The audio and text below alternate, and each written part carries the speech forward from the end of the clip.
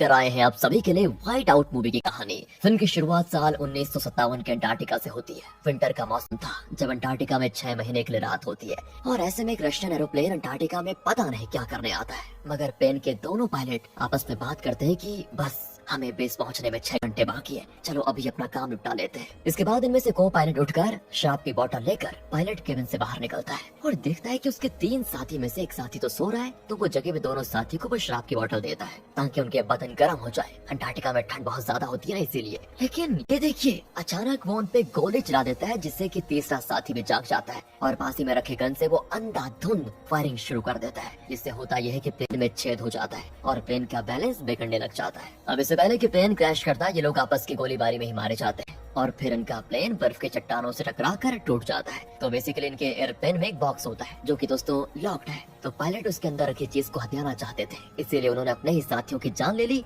और अंत में खुद भी मारे गए। और अब सवाल ये उठता है कि उस बॉक्स में आखिर ऐसा क्या था। इस सवाल का जवाब जानने के लिए बस आपको वीडियो को पूरा देखना होगा। इसके बाद सीन शिफ्ट होता है प्रेजेंट में अंटार्कटिका के यूएस साइंटिफिक रिसर्च फैसिलिटी में। इस वक्त यहाँ का टेम्परेचर दोस्तों -55 डिग्री है। यहाँ पर काम करने वाली कैरी को स्टेशन मैनेजर सैम अपने पास बुलाकर कुछ बताता है। अब ये बात बताने के लिए कैरी डॉक्टर के पास जाती है जो कि बाहर ठंड में कुछ लोगों के साथ गेम खेल रहे होते हैं और उन्हें बताते हैं कि देखो 3 दिन के बाद हमारा प्लेन हमारे देश के लिए जाने वाला है, क्योंकि 3 दिन के बाद एक भयानक तूफान आने वाला है। उसी के साथ साथ अंटार्कटिका में ठंड बहुत ज्यादा होने वाली है, तो हमें यहाँ से निकलना होगा, यानी 6 महीने तक यहाँ पर अंधेरा रहेगा और इतनी ठंड में कोई रिसर्च वर्क तो हो नहीं पाएगा। वो अपनी बात को बता ही रहे होते हैं कि तभी वहाँ पर कैरी आकर बताती है कि डेल्फी नाम के एक पायलट ने एक जगह पे एक लाश देखी है, तो इसीलिए अगले पल कैरी और डॉक्टर डेल्फी के साथ उस जगह पर जाते हैं और दोस्तों इन्हें एक अजीब सी लाश मिलती है। देखकर ऐसा लग रहा होता है जैसे ये बहुत ही ऊंचाई से नीचे गिरा है, इसलिए उसके फेस का एक हिस्सा बहुत ही चिपटा हो गया था। चेहरा तो बिल्कुल भी पहचान में नहीं आ रहा था कि किसका है। फिर आईडी पे लिखे नाम से कैरी उसे पहचानती है कि ओह,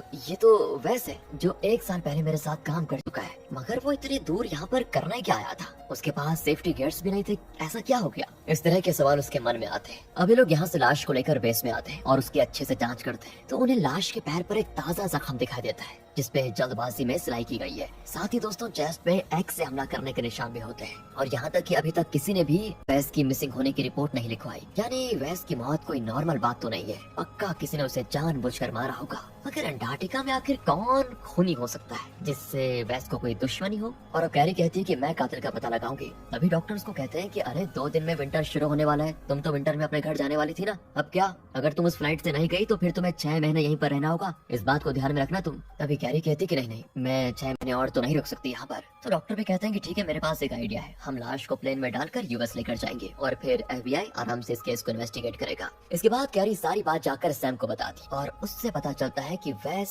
रूबिन और मोने तीनों साथ में काम करते थे। वहाँ मेट्रोइड देखने के लिए वो रुके हुए थे, मगर वैस तो अपने कैंप से बहुत दूर पाया गया। तो अब दिखाते हैं तो कॉल पर मोनी कैरी से बात करता है कि तुम एक काम करो, वोस्टॉक में आकर मिलो, मगर कैरी कहती है कि नहीं, मैं प्लेन भेज रही हूँ, तुम यहाँ पर आ जाओ। मगर मोनी नहीं मानता, तो कैरी वोस्टॉक जाने के लिए तैयार होने लगती है। तो डॉक्टर पूछते हैं कि अरे कहाँ जाने की तैयारी हो रही है तुम्हारी? जो बर्फीला तूफान आने वाला था वो 10 घंटे पहले आने वाला है। कैरी कहती देखिए, मेरा वोस्टॉक जाना बहुत जरूरी है, मुझे मोनी ने बुलाया है और मैं पायलट डेल्फी के साथ वहाँ पर जा रही हूँ। अगले सीन में कैरी वोस्टॉक पहुँच जाती है और वहाँ पे तूफान भी आ जाता है दोस्तों। कैरी फिर बड़ी मुश्किल से कैंप के अंदर जाती है। वो मोनी को आवाज लगाती मगर वो कोई जवाब नहीं देता। अंदर जाने पर कैरी को मोनी जख्मी हालत में मिलता है, किसी ने उसकी गर्दन काट दी थी और तभी कोई पीछे से कैरी पर भी एक्स से जानलेवा हमला कर देता है। उससे बचने के लिए कैरी कैंप से बाहर निकल जाती है और बाहर भी दोस्तों बर्फीला तूफान चल रहा होता है। इस बर्फीले तूफान में एकदम नजदीकी चीजें भी दिखाई नहीं देती और इसी तूफान में किलर ने हेलमेट वगैरह पहन के रखा हुआ था, इसलिए नहीं दिख रहा होता है कि किलर आखिर है कौन। वो किलर कैरी से भी फाइट करने लग जाता है। कैरी किसी तरह बड़ी मुश्किल से एक कैंप से दूसरे कैंप में जाती है और वहाँ का दरवाजा खोलने की कोशिश करती है। कैरी ने हैंड ग्लव्स नहीं पहने हुए थे, इसलिए उसके हाथ थोड़ी देर के लिए दरवाजे के हैंडल पर ही जम जाते हैं। जब वो जबरदस्ती उसे छोड़ने की कोशिश करती है तो कैरी के हाथ का खाल निकल जाता है, मगर वो किसी तरह खुद को उस दूसरे कैंप में जाकर दरवाजा अंदर से बंद करने में बड़ी मुश्किल से कामयाब हो जाती है। लेकिन उसके तुरंत बाद ही वो बेहोश हो जाती है। फिर नींद में उसे अपने पास्ट का एक डिस्टर्बिंग सीन आता है, मतलब एक सपना, जिससे परेशान होकर जब कैरी जागती है तो उसके सामने डेल्फी होता है। डेल्फी फिर कैरी को शांत करता है और कहता है कि देखो, तुम बाहर वाले कमरे में बेहोश थी, मैं तुम्हें यहाँ पर लेकर आया हूँ, कैसा फील कर रही हो? तभी कैरी देखती है कि डेल्फी ने मेरे हाथ के 2 फिंगर्स पे पट्टी लपेट दी है, जिसकी मतलब खाल उधर चुकी थी उसी की। कैरी उसे कहती है कि मोनी की मौत हो चुकी है, उसे एक आदमी ने मार डाला जिसके सर से पैर तक गर्म कपड़ों से ढके होने के कारण मैं उसे पहचान नहीं पाई और वो अभी भी यही कहीं पर होगा, इसलिए मुझे अच्छे से जांच करनी होगी। इसके बाद कैरी और डेल्फी मिलकर उस कैंप के सारे रूम्स की जांच करते हैं और वहाँ उन्हें प्राइस नाम का यूएन स्पेशल इन्वेस्टिगेशन ऑफिसर मिलता है, जो कि मोनी की लाश की जांच कर रहा होता है और उसे वेस की मौत के बारे में भी पता चल गया था, इसलिए प्राइस को स्पेशली जांच करने के लिए यहाँ पर भेजा गया था। अब इससे कैरी को शक होता है और वो पूछती है, क्या तुम मुझे ये बताने का कष्ट करोगे कि यूएन एक जियोलॉजिस्ट की मौत में क्यों दिलचस्पी ले रहा है? इस पे प्राइस कहता है कि ये कोई मामूली कत्ल नहीं है, ये अंटार्कटिका का सबसे पहला मर्डर है और मोनी का कत्ल दूसरा है और हम इस मुद्दे को अंतर्राष्ट्रीय मुद्दा नहीं बनाना चाहते। इससे पहले कि मौसम फिर से खराब हो जाए हमें डेल्टा 1 चले जाना चाहिए। डेल्टा 1 दोस्तों मोनी, वेस और रोबिन का वर्क स्टेशन था। वहाँ जाकर वहाँ की जांच करने पर उन्हें ग्रिड पैटर्न में एक मैप दिखता है। 6 ग्रिड पे कट मार्क किया जा चुका था, यानी 7वें ग्रिड पे जाने के बाद ही कुछ हुआ होगा पक्का। इसीलिए कैरी, डेल्फी और प्राइस तीनों उस 7वें ग्रिड पर जाते हैं एक बर्फ पे चलने वाली गाड़ी से, और वहाँ पे ठंड बहुत ज्यादा होती है। वैसे अब लोकेशन पर ये पहुँच तो जाते हैं, लेकिन दूर दूर तक बर्फ के सिवाय और कुछ भी दिखाई नहीं देता। अब प्राइस और डेल्फी कहने लगते हैं कैरी को कि तुमने सही मैप तो देखा था ना, यहाँ तो कुछ भी नहीं है। फिर भी ये लोग पैदल चलकर आसपास देखने लगते हैं कि शायद कुछ मिल जाए, और कैरी कहती है कि यहाँ की बर्फ के साथ छेड़छाड़ हुई है, इस जगह को खोदा गया है और यहाँ से उन्हें जो कुछ भी मिला फिर उन पे बर्फ डालकर छिपा दिया गया है। तभी अचानक कैरी बर्फ के नीचे धंस जाती है। दरअसल वहाँ पे एक सुरंग जैसा बना हुआ था और उस सुरंग में खून के निशान होते हैं। दोस्तों प्राइस गाड़ी से रस्सी लाकर सुरंग में लटका देता है और उसे पकड़कर फिर नीचे उतरता है। तभी इन्हें एक कार को एयरप्लेन का दरवाजा दिखता है, जिसे खोलकर ये तीनों अंदर जाते हैं और अंदर की रशियन वोडका को देखकर समझ जाते हैं कि ये प्लेन यूएस का तो नहीं हो सकता। तो दोस्तों ये वही 1957 वाला कार्गो प्लेन है जिसे हमने मूवी की शुरुआत में देखा था। प्लेन के अंदर के लोगों ने एक दूसरे को गोली मारकर खत्म कर दिया था। उनकी लाशें अभी भी यहीं पर है। यहाँ का माहौल देखकर कैरी, डेल्फी और प्राइस सारा माजरा समझ जाते हैं कि जब पायलट प्लेन को संभाल रहा था तो को पायलट अपने साथियों को मारने पीछे गया होगा और 1-2 गोली के बाद उसके साथी चौकन्ने हो गए होंगे और उन्होंने भी बदले में को पायलट पे गोली चलाई। गार्ड्स और को पायलट ने एक दूसरे को मार डाला और इसमें पायलट को भी गोली लग गई होगी, जिसके बाद प्लेन बर्फ में समा गया। पर सवाल तो ये उठता है कि उन्होंने आपस में लड़ाई करी क्यों होगी। तभी दोस्तों इनकी नजर एक बॉक्स पे जाती है जिसका लॉक टूटा हुआ है और वहीं पे ताजा खून भी लगा हुआ है, जो कि शायद वेस का होगा। ताला तोड़ते वक्त उसके पैर में चोट लग गई होगी शायद, इसी वजह से वेस के पैर पे सिलाई लगी हुई है। बॉक्स के अंदर जो कुछ भी था वही लेने के लिए वो लोग आए होंगे। अब वो लोग कौन है दोस्तों ये आगे पता चलेगा। पर यहाँ पर कैरी को बड़ा अजीब लगता है कि ये सब सुनकर प्राइस शॉक क्यों नहीं हुआ, और जब वो प्राइस को कन्फ्रंट करती है तो वो कहता है कि 2 दिन पहले किसी ने यहाँ की हिट लिस्ट के हथियारों के डीलर से कांटेक्ट किया था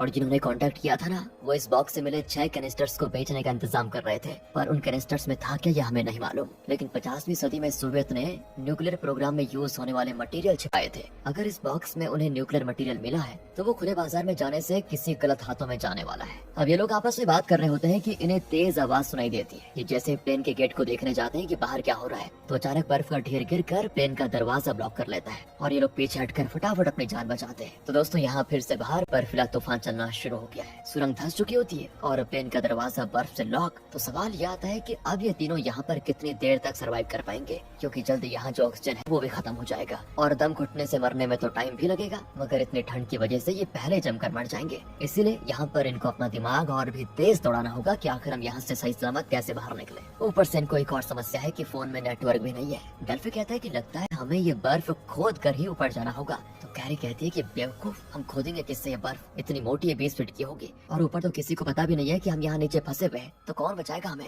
कौन आने वाला है? कोई नहीं। इससे डेल्फी निराश हो जाता है और सोचता है कि बस किसी तरह यहाँ से बच निकल जाऊं, क्योंकि घर पर मेरी बेबी और बेटी मेरा इंतजार कर रहे हैं। तभी दोस्तों उसकी नजर रशियन गार्ड की लाश पर पड़ती है और वो कैरी से कहता है कि जब ये प्लेन पे चढ़ा होगा तो क्या इसे पता होगा कि यहाँ इसकी मौत हो जाएगी? नहीं ना। तो अब इससे कैरी के दिमाग में एक आइडिया आता है और वो कहती है कि जब हमें वेस की लाश मिली थी तो उसने कोई भी गर्म कपड़ा नहीं पहना हुआ था, उसकी बॉडी के पास हमें कोई ISX भी नहीं मिले। यानी ऐसा हो सकता है कि वेस खोने के साथ ही प्लेन से निकला हो और प्लेन से निकलने के बाद उसे कोई अंदाजा नहीं था कि वो मरने वाला है। ऐसा हो सकता है। और ये भी हो सकता है कि खूनी ने उसे प्लेन में ही मारने की कोशिश की हो और उसे प्लेन से नीचे फेंक दिया हो। डेल्फी भी कहता है कि अरे छोड़ो ना इस बात को, उसके साथ जो हुआ होगा होने दो, लेकिन अभी हमें यहाँ से बच निकलने के बारे में सोचना है, सिर्फ यही कि यहाँ से बच कैसे निकले। तभी ये प्राइस कहता है कि इस प्लेन में इमरजेंसी एग्जिट तो होनी चाहिए, इमरजेंसी एग्जिट में एक्सप्लोसिव लगे होंगे, उन्हें टिप करने से उस पर ब्लास्ट होगा। मगर डेल्फी कहता है कि नहीं नहीं नहीं, ऐसा करने की सोचना भी मत। अगर ब्लास्ट सही से नहीं हुआ तो इमरजेंसी एग्जिट से बाहर इतनी ज्यादा बर्फ आ जाएगी कि यहाँ का टेम्परेचर और कम हो जाएगा और फिर हम ठंड से मर जाएंगे। और वो तो छोड़ो, बर्फ जब हमारे ऊपर गिरेगी तो हम वैसे ही मर जाएंगे। मगर प्राइस मौत का इंतजार करने के बजाय ये रिस्क लेना ज्यादा अच्छा समझता है। तो किसी तरह वो सैटेलाइट फोन की बैटरी से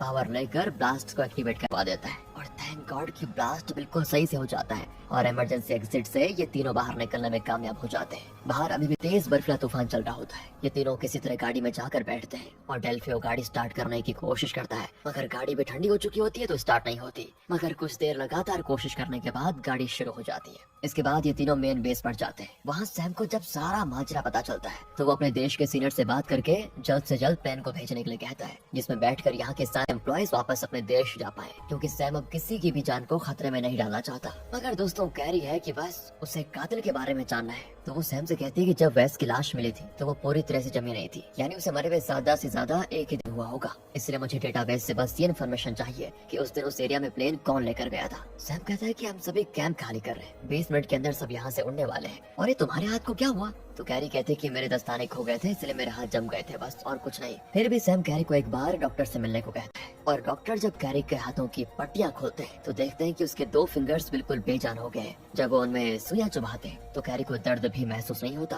तो डॉक्टर कैरी से कहता है कि तुम्हें अपनी ये दोनों उंगलियां अब कटवानी होंगी, वरना ये इन्फेक्शन तुम्हारे हाथ में फैल सकता है। उंगलियां कटवाने के नाम से कैरी बहुत ज्यादा डर जाती है, मगर कोई और ऑप्शन न होने की वजह से उसे डॉक्टर की बात फिर माननी ही पड़ती है। डॉक्टर कैरी के फिंगर्स को काटते हुए उससे बातचीत भी करते हैं ताकि कैरी का माइंड डाइवर्ट हो जाए। मगर अपनी उंगली खोने का दुख तो हर किसी को होगा ना। जब कैरी अपने रूम में अपनी उंगली खोने से परेशान होती है तो वहाँ पर प्राइस आता है और कहता है कि मुझे डॉक्टर ने तुम्हारे फिंगर्स के बारे में बताया, मुझे बहुत ही बुरा लगा। वैसे तुम्हें मुझ पे यकीन क्यों नहीं है? तुम मेरे साथ इतनी सख्ती से पेश क्यों आती हो? मैं तो तुम्हारे साथ ही काम करता हूँ ना। कैरी कहती है कि नहीं, मैं अपने साथ काम करने वालों पे भरोसा करती नहीं कभी भी। तो प्राइस जानना चाहता है कि आखिर कैरी के साथ हुआ क्या था, मतलब क्या प्रॉब्लम है, वो यूएस छोड़कर यहाँ पर क्यों आई थी। फिर कैरी अपने पास्ट के बारे में बताती है और सीन यहाँ से पास्ट में शिफ्ट हो जाता है। कैरी कहती है कि मैं और मेरा पार्टनर जैक एक केस पे काम कर रहे थे। महीनों की मेहनत के बाद हमने उस ड्रग डीलर को पकड़ लिया था। इस केस पे काम करते करते मैंने जाने कितने दिनों तक सोई नहीं थी, इसीलिए जैक ने उस डीलर को बेड के साइड पे हैंडकफ लगा दिया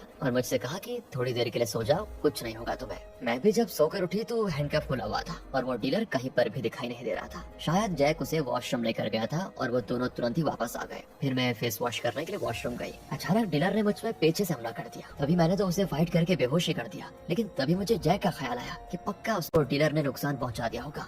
मगर ऐसा नहीं था। वो तो हमारी टीम को कॉल पे ये बता रहा था कि डीलर ने कैरी की जान ले ली और वो डीलर भाग गया। मुझे ये सुनकर बड़ी हैरानी हुई कि मेरा साथी मेरे साथ इस तरह कर रहा है। फिर उसने कहा कि इसके लिए मुझे बहुत पैसे मिले थे। इतना काफी नहीं था कि उसने मुझे गन से शूट करने की भी कोशिश की, पर उससे पहले मैंने उसे शूट कर दिया। उसके पीछे कांच की खिड़की थी जिसपे गिरने से वो होटल के रूम से सीधा नीचे गया और उसका चेहरा चिपट गया। वहीं पे उसका अंत हो गया था। इसके बाद सीन यहाँ से प्रेजेंट में शिफ्ट होता है और कैरी काफी इमोशनल हो जाती है बता के कि बताओ मेरे पार्टनर ने मुझे धोखा दे दिया, भला मैं आप किसी पे यकीन कैसे कर सकती हूँ। इस केस के बाद ही मुझे मास्टर बनाकर अंटार्कटिका भेज दिया गया था। मैं यहाँ पर 2 साल से काम कर रही हूँ। तो फिंगर्स कट जाने से कैरी अपने स्वेटर के बटन भी लगा नहीं पा रही होती है, तो प्राइस उसकी मदद करता है। अब अगले सीन में कैरी को वेस और मोनी का तीसरा साथी रोबिन मिल जाता है अपने ही बेस में। शायद वो भी मेन फ्लाइट पकड़कर यूएस लौटना चाहता है, तो कैरी उसे कन्फ्रंट करती है। तो दोस्तों बताता है कि हम तीनों ही मेट्रोइड्स की तलाश में गए थे, मगर रडार में हमें जमीन के अंदर कुछ होने का इंडिकेशन आया और हम बर्फ में धमाका करके रशियन प्लेन तक पहुंच गए। उस बॉक्स का लॉक तोड़ने की कोशिश में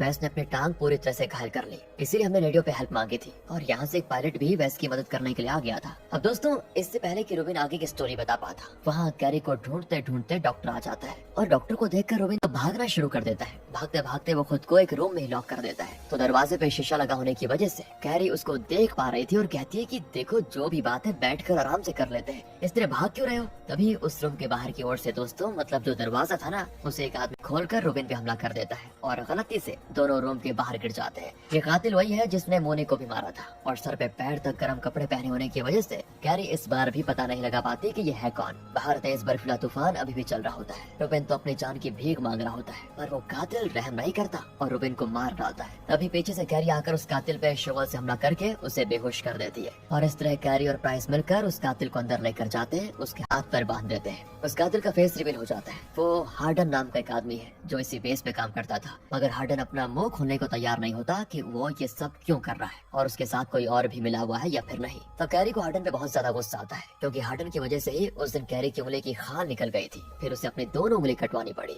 इसलिए वो हार्डन को अपना मुंह खोलने को कहती है, वरना वो ये भी कहती है कि मैं तुम्हारी सारी उंगलियां काट दूंगी। शुरू में तो हार्डन उसको सीरियसली नहीं लेता, मगर जब कैरी हार्डन की उंगली से खून निकालती है तब वो डर जाता है और कहता है कि वेस की टांग पे जख्म लगने के बाद रेडियो पे उन्होंने मदद मांगी थी तो मैं ही मदद के लिए गया था और उन 6 कैनिस्टर्स को भी अपने साथ बेस में जमा करने के लिए आया था। वो कैनिस्टर्स अभी भी मेरे सामान के साथ रखे हुए हैं। इसीलिए दोस्तों पहले तो हार्डन को एक रूम में लॉक किया जाता है और तभी सैम कैरी को बुलाने के लिए आता है और कहता है कि 15 मिनट में प्लेन टेक ऑफ करेगा। इससे पहले देखो जो भी काम निपटाने उनको निपटा लो। कैरी भी कहती है कि ठीक है। इसके बाद वो हार्डन का सामान चेक करने जाती है और जब वापस आती है ना तो देखती है कि हार्डन खुद को आजाद करके भाग चुका है। तो कैरी अपने गन लेकर हार्डन को ढूंढने निकलती है और एक रूम में उसको डेल्फी दिखता है, वो भी घायल अवस्था में। तभी वहाँ पर प्राइस भी आ जाता है। यहाँ कैरी को फिर प्राइस पर शक होता है, मगर वो रिक्वेस्ट करता है कि देखो मेरा यकीन करो, मैं डॉक्टर को ढूंढने गया था डेल्फी की मदद करने के लिए, मगर वो मुझे मिले ही नहीं। तो कैरी कॉल करके डॉक्टर को बुलाती। तभी सैम भी कॉल करके कैरी को जल्दी से प्लेन में आने को कह देता है। कैरी उसको यहाँ की सारी सिचुएशन बताती। तो सैम कहता है कि मेरी बात ध्यान से सुनो, अगर हम अभी चले गए तो तुम्हें 6 महीने तक यहीं पर रुकना होगा। कैरी कहती है कि हाँ समझ गई मैं, मगर मैं डेल्फी को यहाँ छोड़कर नहीं जा सकती।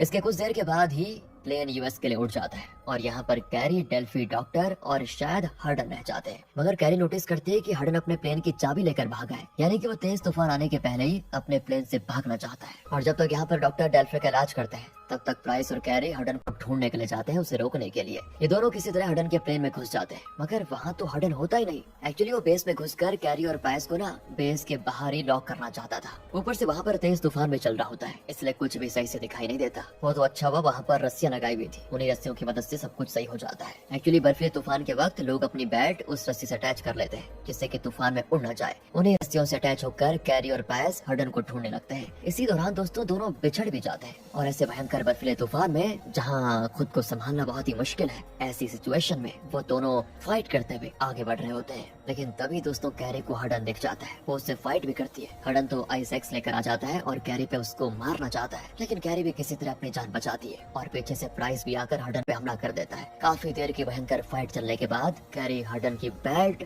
हटा देती है जिससे वो तूफान के साथ उड़ जाता है, यानी कि हार्डन को ये बर्फीला तूफान कहीं निकल जाएगा, उसका तमाम खत्म हो जाता है इस तरह। इसके बाद प्राइस एक बिल्डिंग का लॉक तोड़कर अंदर जाता है और अपने साथ कैरी को भी लेकर जाता है। वो दोनों दरवाजा अंदर से बंद कर लेते हैं और वहीं पर उनको वो 6 कैनिस्टर्स मिल जाते हैं। कैरी फटाक से उसको खोलकर चेक करना चाहती है कि आखिर इसमें है क्या, पर प्राइस उसको रोकता है ये कहकर कि अगर इसमें कोई रेडियो एक्टिव मटीरियल हुआ तो क्या होगा। पर कैरी नहीं मानती और कैनिस्टर्स को खोल लेती है। वो हो जाती है बिल्कुल शॉक, क्योंकि उसके अंदर से उसे फ्रूट कैंडीज मिलती है, यानी कि इसके अंदर का जो असल माल था वो किसी ने पहले निकाल लिया है दोस्तों। इससे कैरी और प्राइस दोनों बहुत ज्यादा निराश हो जाते हैं। इसके बाद ये दोनों डॉक्टर और डेल्फी के पास जाते हैं। तो कैरी सैम को कॉल करती है कि प्लेन में क्या क्या चीजें गई है उसका डेटा मुझे सेंड करो। फिर कैरी कंप्यूटर रूम में जाकर डेटा के आने का इंतजार करती है और तुरंत ही लिस्ट की प्रिंट आउट निकाल कर चेक करती है कि क्या क्या चीजें हैं। तो देखती है कि साइंस बिल्डिंग से कुछ चीजें ले जानी थी, मगर वो प्लेन पे नहीं चढ़ाई गई है, इसलिए कैरी अकेले ही साइंस बिल्डिंग में जाती है। वहाँ की चीजों के टैग को देखकर वो बैग्स को खोलती है तो देखती है उनमें